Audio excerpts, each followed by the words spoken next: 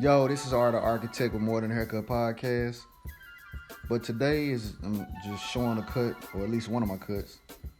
This is a drop fade, or what I consider a drop fade. It's a simple cut. To me, that is. Well, as you can see, I'm creating my line that's below the occipital bone. And it's from, one corner, which is the right side, halfway down the back, just to kind of create and show you the lines. I'm using these cordless masters by Andes, a great clipper I would suggest and say that, most barbers should use.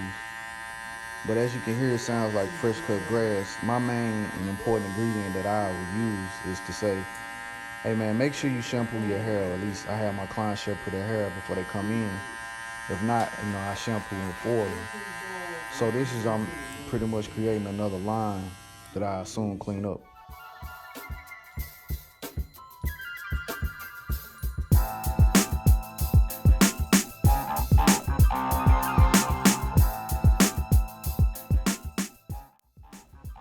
Right now I'm using that cordless Andes master clipper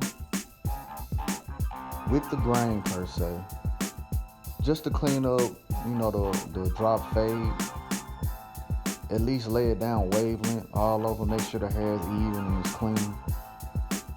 It's definitely a great clipper.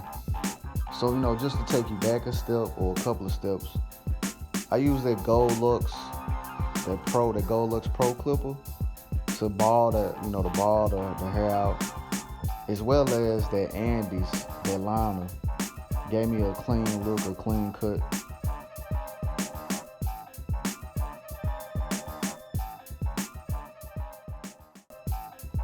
So I'm still working with that cordless Andes.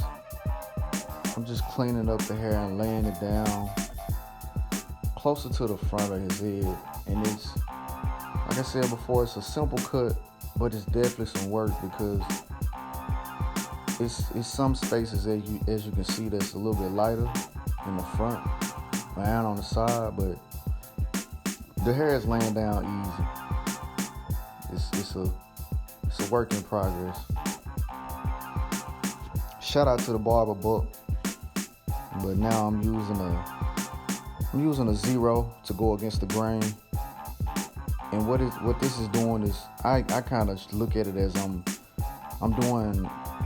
coloring per se, because it's more or less shade that I'm looking at. How can I shade from the bottom going up?